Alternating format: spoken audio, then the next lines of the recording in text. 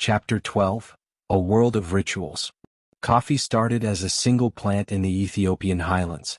So far, this book has traced how it spread from there to nearly every corner of the world. But the plant traveling somewhere is only half the story. Once coffee arrived in a new place, people almost always reinvented how to prepare, serve, and drink it. A cup of coffee in one country could look and taste almost nothing like a cup in another. This chapter tours some of the most distinctive rituals, and the very different brewing philosophies behind them. Arabia, where nothing is strained away. Arabia holds the oldest surviving coffee ritual on earth. The traditional method treats the drink very differently from what most modern coffee drinkers know. Beans get freshly roasted, pounded into a fine powder and boiled directly in water. This happens in a small long-handled pot called an ibrik. Nothing gets strained or filtered out. The result gets poured, sediment and all, into tiny cups called finjans, still frothing from the boil. This isn't an occasional treat in traditional Arabian life. It's a near constant one. Accounts describe Arabs drinking 25 to 30 of these small cups over a single day. People sip steadily between meals whenever the moment calls for it. Cafés fill nearly every town, some packed with customers from morning until night. This is coffee built around frequency and ritual, not one big serving. Dozens of small deliberate pauses run through the whole day instead of one big morning cup. Vienna. Coffee left behind by a retreating army. Few coffee rituals anywhere have an origin story this dramatic, and remarkably it's true. In the summer of 1683, the Ottoman army laid siege to Vienna.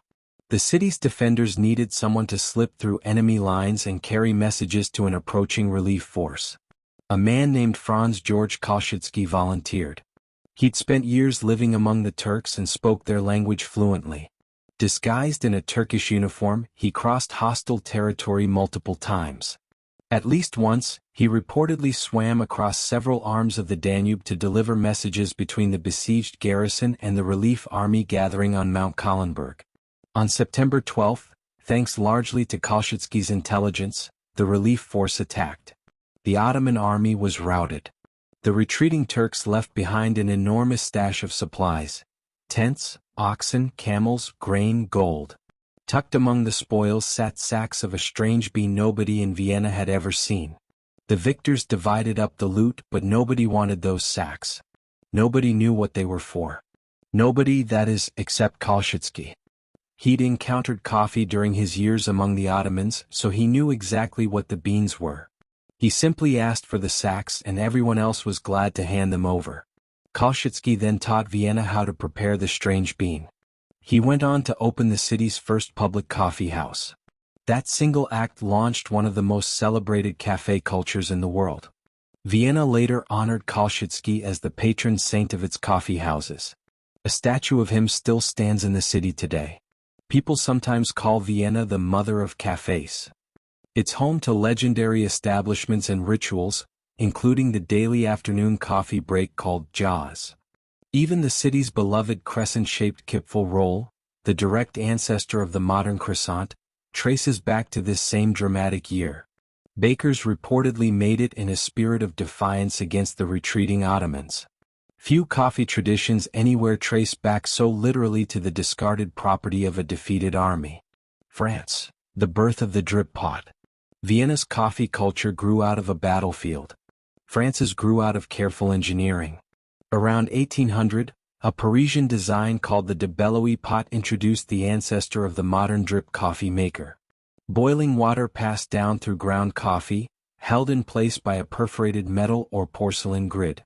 This was different from Arabian and Turkish methods, which boiled the water and grounds together. Nobody ever patented the de Belloy pot, but it clearly sparked a wave of imitators and improvements across France, England, and the United States. The terminology around these devices got tangled early on. Patent filings often called new coffee makers filters, even when they actually percolated. That means water dripped through the fine gaps of a solid metal or porcelain grid, rather than soaking through a truly porous material like cloth or paper. In 1806, a French inventor named Hadrot patented his own version of the de Belloy design. He replaced the simple metal grid with one made of hard tin and bismuth. He also added a perforated metal weight called a rammer to press the ground coffee into an even, level layer. This stopped the turbulence that could happen when boiling water hit an uneven surface from a height. A few years later, the American-British scientist Benjamin Thompson, better known as Count Rumford, introduced his own percolator design in Paris and London. He added a hot water jacket around the pot, a genuine improvement. Rumford was a colorful, self-promoting figure. He ended up getting most of the historical credit for inventing the coffee percolator, largely thanks to an elaborate essay he wrote celebrating his own device. But a close look at the mechanics shows Rumford's percolator worked on the same core principle as de Bellois' pot, roughly 6 years earlier. Credit in invention history doesn't always go to whoever got there first. It often goes to whoever tells the better story. England, the cloth bag alternative. England took a simpler path. A device called the coffee biggin, reportedly named after its inventor, Mr. Biggin, became a common household method. A cloth bag suspended inside the pot strained the grounds out of the finished brew. This was true filtration, not the metal grid percolation the French favored. Later versions swapped the cloth bag for perforated metal inserts, blending both approaches. But the basic principle stuck around for generations. Steep or pour water through the grounds, then separate the grounds from the liquid using some kind of porous barrier. That's a completely different philosophy from the boil everything together approach still used across Arabia and Turkey. Egypt, the same roots, a different performance. Cairo's coffeehouse tradition developed its own variation on the older Arabian and Turkish method, rather than adopting Europe's newer filtering and percolating devices. Coffee there was ground to a fine powder and boiled directly in an ibrik, with sugar added during the boil. It was served frothing in small cups, closely related to the Arabian tradition. The French painter Gérôme captured this vividly in his well-known depiction of a Cairo coffeehouse, which still hangs today in New York's Metropolitan Museum of Art. The surrounding ritual carried its own distinctly Egyptian character, though. Storytellers, singers, and dancers performed for the patrons, turning coffee drinking into a full evening's entertainment, much as it had been for centuries throughout the region. New Orleans, where the coffeehouse became the saloon. America built its own coffeehouse culture too, and New Orleans built something worth pausing on. In the city's early days, a cluster of coffee houses in the old Riverside district handled a remarkable share of the city's everyday business. They functioned as informal trading floors and meeting halls as much as places to drink coffee. One drink invented there, called a Bordeaux, mixed coffee with orange juice, orange peel, sugar, and burnt cognac. It was a warming, distinctly American twist on the coffee ritual, blending the drink with spirits in a way none of the older Old World traditions had tried. The success of drinks like the Bordeaux pushed New Orleans's old coffee houses down a fairly predictable path. Many gradually evolved directly into ordinary saloons, the coffee slowly giving up ground to the cognac it had originally just been flavoring. The country that drinks the most. Not every ritual involves elaborate ceremony or historical drama. Sometimes a country's relationship with coffee comes down to how much of it people actually drink. By the early 20th century, surveys of coffee consumption around the world consistently placed Sweden at the very top. The Swedish public drank more coffee per person each year than anywhere else on Earth, narrowly ahead of Cuba, and comfortably ahead of major coffee-growing nations. A country doesn't need a smuggled seedling, a dramatic siege, or a centuries-old brewing philosophy to define its own place in coffee's story. Sometimes it just needs a population that never stopped reaching for another cup. 2 philosophies, 1 origin.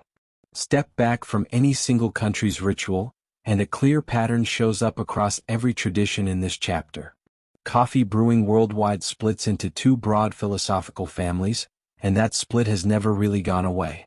One family, Arabian, Turkish, Egyptian, treats the ground coffee and water as one unified thing through the entire brewing process. Nothing gets separated out. The grounds, the water, and everything extracted from the beans stay together right up until the drink hits your cup. This produces a thick, strong, deeply flavored beverage, where sediment is part of the experience, not a flaw to engineer away. The other family, French, English, and eventually most of Europe and the Americas, insists on a clean separation between the grounds and the finished liquid. That separation happens through a metal percolating grid, a cloth filtering bag, or eventually paper filters and pressurized espresso machines, neither of which existed yet when the sources behind this book were written. This approach trades away some boldness and body for a cleaner, more consistent cup, free of grit and sediment. Neither philosophy is more correct than the other. They're just two different answers to the same basic question, reached independently by cultures that never coordinated with each other, working outward from the very same plant. It's a small reminder of how much room a single agricultural product can leave for real cultural invention, once it lands somewhere new and people are left to figure out, entirely on their own terms, what to do with it. What's coming next? Every one of these rituals, Arabian, Viennese, French, English, Egyptian, exists because of one underlying chemical fact. Coffee actually does something measurable to the human body and brain. It wakes people up. It sharpens focus. That's the entire reason monks wanted it in the first place, the entire reason sultans feared it, and the entire reason it survived every attempt at prohibition covered so far in this book. In the next chapter we'll look directly at that chemistry. We'll cover caffeine itself, what it actually does inside the human body, and how much scientists in the 18th and 19th centuries had already figured out about it, long before modern neuroscience ever entered the picture.